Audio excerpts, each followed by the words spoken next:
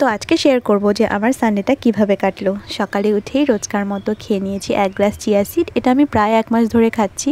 তারপর আমার আর মায়ের আজকে দুজনেরই ছুটি, তাই সকাল সকাল দুজনের জন্য 2 কাপ চা বানিয়ে নিয়েছি আর বেশ খানিকক্ষণ ধরে গল্প করে নিয়েছি।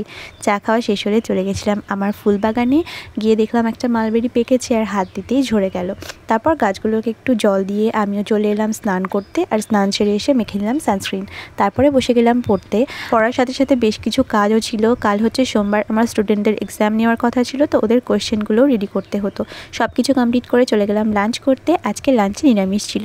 আর খাওয়ার পর এত ঘুম পাচ্ছিল যে ঘুম কাটানোর জন্য আমি বাইরে চলে গেছিলাম একটু হাওয়া খেতে। আর দেখো গাছগুলোতে কি সুন্দর পাতা গজিয়েছে। আজকে দুপুরটা আমি ঘুমিয়ে কাটাতে চাইনি, তো তারপর আবার বসলাম পড়তে। আর মা সন্ধেবেলা দিয়ে গেল একটুখানি ফল। আর রাত্রে ডিনার করেছিলাম আমার ফেভারিট আলু সিদ্ধ ডিম সিদ্ধ দিয়ে। So this is how I spend my Sunday. তো মিনি ব্লগটা এখানেই শেষ করছি। দেখা হচ্ছে আবার নেক্সট মিনি ব্লগে।